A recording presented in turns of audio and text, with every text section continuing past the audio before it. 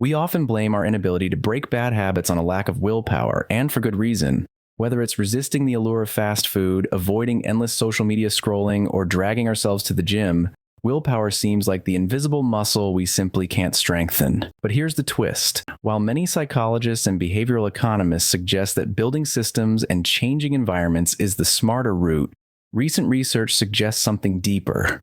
According to experimental philosopher Zachary Irving from the University of Virginia, willpower is not just part of the equation, it's indispensable. Irving's work challenges the current narrative and asks us to look at the hard truth. No environmental hack or clever strategy can fully substitute for the internal force of will. At the heart of the matter is how science conceptualizes self-control. Typically, it's broken into two distinct processes: synchronic regulation and diachronic regulation. Synchronic regulation is what most of us associate with willpower, that moment-to-moment, in-the-trenches resistance to temptation. It's the mental push to keep walking past the fast food joint or to stay off Instagram during work. On the other hand, diachronic regulation involves modifying our environment so that temptations are minimized altogether. Think of deleting apps, meal prepping, or putting your credit card in the freezer.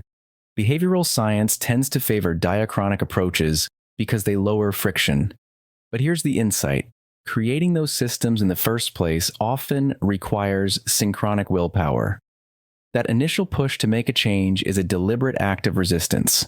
Understanding this has real implications. It means that developing willpower should be treated like training a muscle through consistent challenge and recovery. It's not about white-knuckling through every temptation forever, but about gradually building the capacity to say no when it matters most. Willpower is the catalyst that allows diachronic regulation to exist at all. So if you're serious about breaking a bad habit, don't just look for shortcuts or clever life hacks. Acknowledge that the first step is often the hardest, and it demands a level of internal strength that no external system can provide. Start small, build your willpower in manageable doses, and recognize that it's not the enemy of smart planning, it's the foundation of it.